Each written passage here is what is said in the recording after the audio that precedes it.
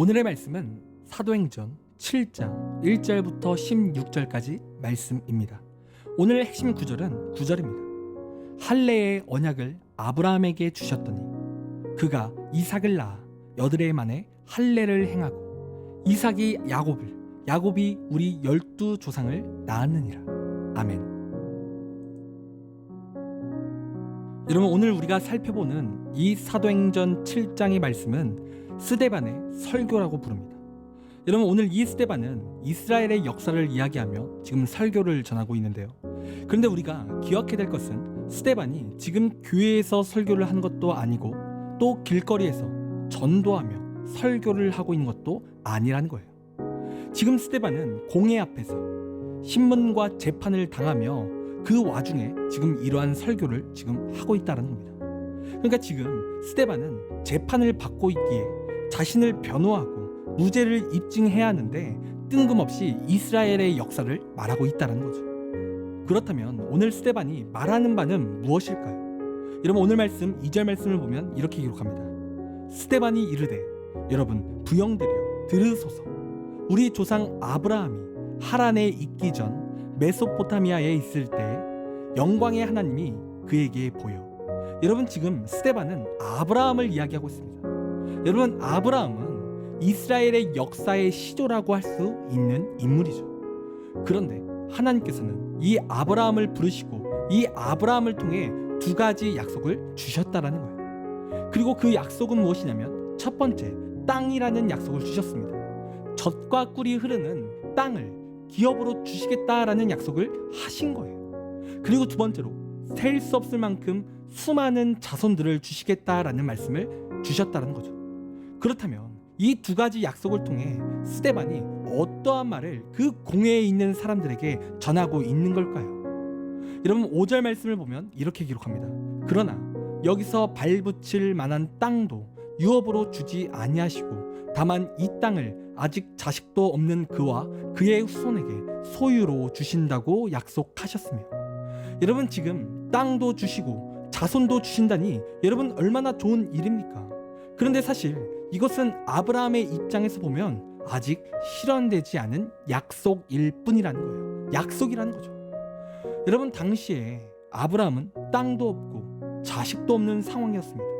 그런데 그러한 아브라함이 이 땅을 얻고 자식을 얻어 민족을 이룬다는 것은 가히 상상할 수 없는 일이었던 거예요. 그러나 성경의 증언대로 아브라함은 갈 바를 알지 못하는 가운데에서도 믿음으로 나아갔고 결국 하나님께서 그를 통해 땅과 후손을 주셔서 민족을 이루게 하셨다는 거죠. 그런데 무엇보다 중요한 것은 하나님께서는 아브라함의 후손을 통해 오실 예수 그리스도를 예고해 주셨다라는 사실입니다. 여러분, 창세기 12장 2절 말씀을 보면 이렇게 기록합니다.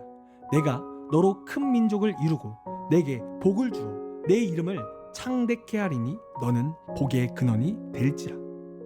여러분, 하나님께서 아브라함에게 약속하신 땅과 후손은 단순히 세상적 번영을 의미하는 것이 아닙니다. 아브라함의 후손을 통해 오실 메시아와 그리고 그 메시아를 통해 구원받을 수많은 백성들을 가리키는 거예요. 그리고 두 번째로 스데반은 요셉의 이야기를 또 전하고 있는데요. 사도행전 7장 9절 말씀을 보면 이렇게 기록합니다. 여러 조상이 요셉을 시기하여 애굽에 팔았더니 하나님이 그와 함께 계셔. 여러분, 요셉은 야곱의 12아들 중 하나로 형들에 의해 애굽에 팔리는 불행을 겪은 인물입니다. 그런데 우리가 생각해봐야 될 것은 애굽으로 팔려간 요셉이나 그 요셉을 판 형제들이 이 요셉이 총리가 되고 또 그로 인해 구원케 하는 일을 행할 것이라고 상상이라도 여러분 할 수 있었을까요? 그러나 하나님께서 요셉과 함께 하심으로 그는 마침내 애굽의 총리의 자리에 올랐습니다. 그뿐만 아니라 극심한 가뭄이 들었을 때 그를 통하여 그 형제들과 그 가족이 구원을 받을 수 있었다는 거죠. 여러분, 그리고 이 이야기는 자연스럽게 예수님의 이야기를 떠올리게 만든다는 거예요. 여러분, 지금 스데반 당시의 종교 지도자들은 예수님을 시기했습니다. 그래서 박해하고 예수님을 죽이기까지 했던 거예요. 그런데 그 박해를 받으신 예수님께서 십자가에 달려 죽으심으로 자신을 죽이려 했던 수많은 사람들에게 구원의 길을 열어주셨다라는 겁니다.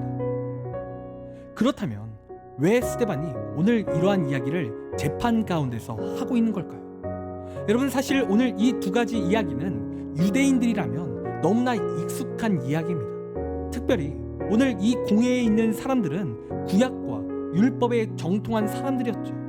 그런데 오늘 이들은 안타깝게도 그러한 아브라함과 요셉의 말씀 속에 담긴 하나님의 구원의 약속과 그 계획을 이해하지도 못하고 또 기억하고 있지 못했다라는 거예요. 그래서 지금 스데반이 이러한 이해하지도 못하고 그 은혜를, 그 말씀을 망각한 이들에게 깨닫고 기억나게 하기 위한 목적으로 지금 스데반이 이러한 설교를 전하고 있다라는 거예요. 여러분, 지금 핵심을 기억하지 못하고 있는 이들에게 핵심이 기억날 수 있게 하고 있는 겁니다.